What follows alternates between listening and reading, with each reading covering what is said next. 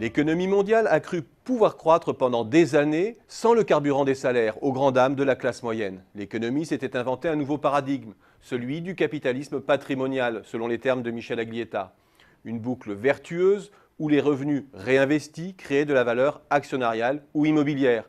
Le volume du crédit étant lui-même indexé sur la valorisation des actifs, cette richesse générait de la consommation via une boucle crédit-richesse qui permettait de s'endetter sans dégrader les bilans puisque actifs et passifs évoluaient de pair. Une boucle crédit-richesse qui semblait avoir fait un sort à l'inflation, un cercle vertueux qui s'est avéré vicieux, nul besoin d'épiloguer. En perdant cette boucle miraculeuse, l'économie mondiale a aussi perdu le consommateur en dernier ressort, américain notamment, mais pas seulement.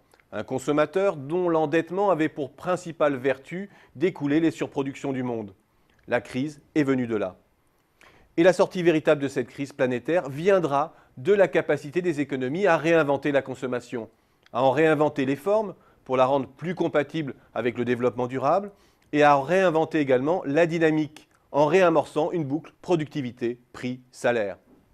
Cela sera notamment décisif pour la pérennité de la reprise aux États-Unis, mais cela sera également déterminant pour le rééquilibrage du monde, en Allemagne, en Chine et au Japon, chez ces grands mercantilistes qui exportent aussi leur déflation salariale. Et c'est en Allemagne que l'accélération des salaires est la plus manifeste. C'est aussi l'économie la plus proche du plein emploi d'ailleurs. Le pouvoir d'achat du salaire horaire croît à un rythme voisin de 2%, des rythmes inconnus depuis longtemps. Et les coûts salariaux par unité produite sont repartis à la hausse après 15 ans de stagnation. Et fait exceptionnel également, la croissance du pouvoir d'achat est même supérieure aux gains de productivité depuis un an. Si l'on ajoute à cela la croissance des coûts salariaux des PECO, très supérieure à la moyenne de la zone, un mouvement de convergence est bel et bien engagé en Europe. Du côté des États-Unis, le pouvoir d'achat du salaire horaire est en nette accélération, une accélération alors même que l'économie est relativement éloignée du plein emploi. Au Japon, les prix à la consommation sont spectaculairement repartis à la hausse depuis la fin de 2012, une première depuis près de 20 ans. La croissance des salaires est-elle tout juste sortie du rouge, mais il est trop tôt pour se prononcer sur le réamorçage d'une boucle prix-salaire. Ce sont les bonus de juin et de décembre qui feront la tendance.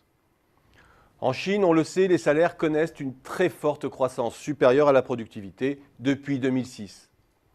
Autant d'inflexions qui signalent que les salaires pourraient reprendre progressivement leur fonction de financement de la consommation et donc de la croissance. L'économie mondiale, en mal d'un consommateur en dernier ressort, pourrait y trouver son compte en redécouvrant finalement les ressorts de la consommation.